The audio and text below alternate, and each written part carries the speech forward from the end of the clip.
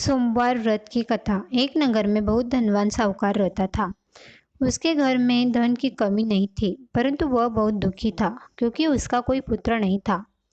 वह इसी चिंता में दिन रात दुखी रहता था।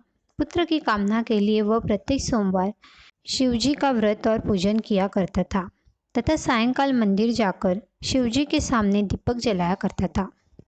उसके इस भक्तिभाव को देखकर एक समय माता पार्वती ने शिवजी महाराज से कहा, महाराज, यह साहूकार आपका अनन्य भक्त है, सदैव आपका व्रत और पूजन बड़ी श्रद्धा से करता है। आपको इसकी मनोकामना पूर्ण करनी चाहिए। शिवजी ने कहा, हे पार्वती, यह संसार कर्म क्षेत्र है। किसान खेत में जैसा बीज बोता है वैसे ही फसल काटता है। उसी तरह मनुष्य इस संसार में जैसा कर्म करते हैं वैसा ही फल भोगते हैं। माता पार्वती ने अत्यंत आग्रह से कहा, महाराज, जब यह आपका अनन्य भक्त है और अगर इसको किसी प्रकार का दुख है तो उसे आपको अवश्य दूर करना चाहिए। आप तो सदैव अपने भक्तों पर दयालु होते हैं और उनके दुखों को दूर करते हैं। यदि आप ऐसा नहीं करेंगे तो मनुष्य आपका पूजन तथा व्रत क्यों करेंगे?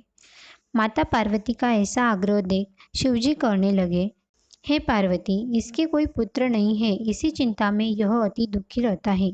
इसके भाग्य में पुत्र न होने पर भी मैं इसको पुत्र की प्राप्ति का वर देता हूँ, परंतु वह पुत्र केवल 12 वर्ष तक जीवित रहेगा। इसके पश्चात वह मृत्यु को प्राप्त हो जाएगा। इससे अधिक मैं इसके लिए नहीं कर सकता। माता पार्वती और भगवान शिव का यह वार्तालाप साहूकार सुन रहा था। इससे उसको न कुछ प्रसन्नता हुई और न ही कुछ दुख हुआ। वह पूर्व की तरह शिवजी का व्रत और पूजन करता रहा।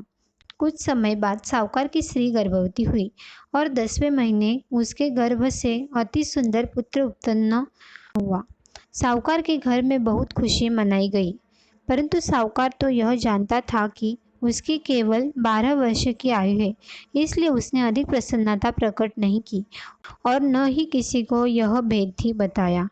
जब वह बालक 11 वर्ष का हो गया तो बालक की माता ने उसके पिता से उसका विवाह करने के लिए कहा।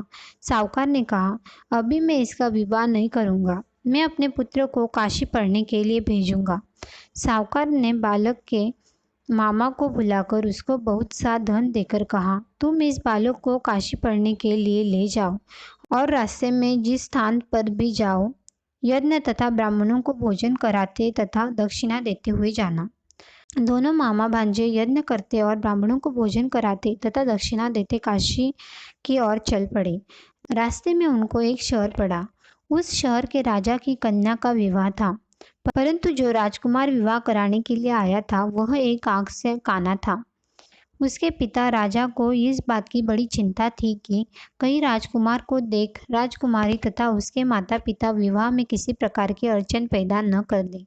जब उसने अति सुंदर सेठ के लड़के को देखा तो मन में विचार किया कि क्यों न द्वाराचार के समय इस लड़के से वर का काम चलाया जाए। ऐसा मन में विचार कर राजकुमार के पिता ने उस लड़के और उसके मामा से बात की। वे राजी हो गए। फिर उस साहूकार के लड़के को वर के कपड़े पहनाकर तथा घोड़ी पर बैठाकर कन्या के द्वार पर ले गए। सभी कार्य प्रसन्नता से पूर्ण हो गया। राजकुमार के पिता ने सोचा कि यदि विवाह कार्य भी इसी लड़के से करा लिया जाए तो क्या बुराई है। ऐसा विचार कर लड़के और उसके मामा से कहा, यदि आप फेरों और कन्यादान के काम को भी करा दे तो आपकी बड़ी कृपा होगी। मैं इसके बदले आपको बहुत सारा धन दूंगा। दोनों ने इसे सहर्ष स्वीकार कर लिया और विवाह कार्य भी बहुत अच्छी तरह से संपन्न हो गया। सेठ का पुत्र जिस समय जाने लगा तो उसने राजकुमारी की चुंदरी के पल्ले पर लिख दिया, तेरा विवाह मेरे साथ हुआ, परंतु जिस राजकुमार के साथ तुमको भेजेंगे वह एक आंख से काना है। मैं काशी जी पढ़ने जा रहा हूँ। सेठ के लड़के के जाने के पश्चात राजकुमारी ने जब अपने चुनरी पर ऐसा लिखा हुआ पाया तो उसने राजकुमार के साथ जाने से मना कर दिया। उसने अपने माता पिता को सारी बात बता दी और कहा कि यह मेरा पति नहीं है, मेरा विवाह इसके साथ नहीं हुआ है। जिसके साथ मेरा विवाह हुआ है वह तो काशी जी पढ़ने गया है। राजकुमारी के माता पिता ने अपनी कन्या को विदा नहीं किया और बारात वापस चली गई। उधर सेठ का लड़का और उसका मामा काशी जी पहुंच गए। वहां जाकर उन्होंने यज्ञ करना और लड़के ने पढ़ना शुरू कर दिया। जिस दिन लड़के की आयु 12 साल की हुई, उस दिन उन्होंने यज्ञ रचा रखा था। लड़के ने अपने मामा से कहा, मामा जी, आज मेरी तबीयत कुछ ठीक नहीं है। मामा ने कहा, अंदर जाकर सो जाओ। लड़का अंदर जाकर सो गया और थोड़ी देर में उसके प्राण निकल गए। जब उसके मामा ने आकर देखा कि उसका भांजा मृत पड़ा है, तो उसको बड़ा दुख हुआ। उसने सोचा कि अगर मैं अभी रोना पीटना मचा दूंगा, तो यज्ञ का कार्य अधूरा रह जाएगा। अंततः उसने जल्दी से यज्ञ का कार्य समाप्त कर ब्राह्मणों के जाने के बाद रोना पीटना शुरू कर दिया।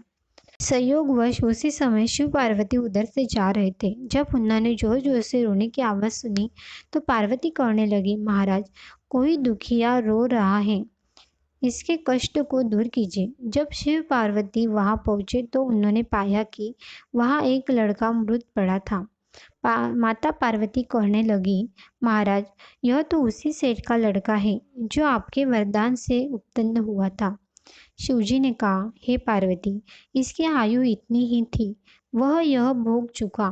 अब पार्वती जी ने कहा, हे महाराज, इस बालक को और आयु दो, नहीं तो इसके माता पिता तड़प तड़प कर मर जाएंगे।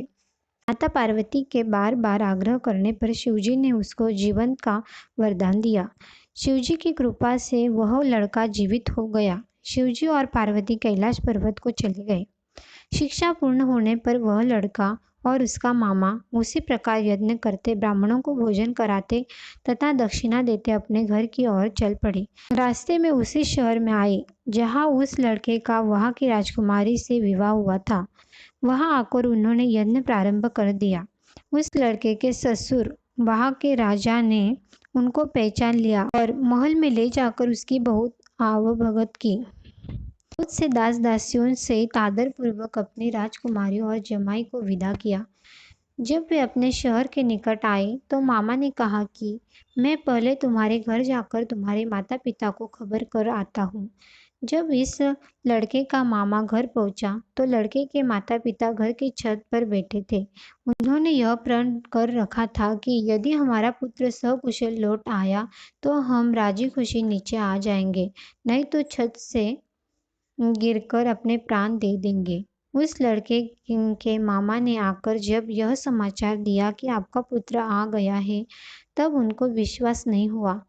तब उसके मामा ने शपथ पूर्वक कहा कि आपका पुत्र अपनी पत्नी तथा बहुत सारा धन साथ लेकर आया है।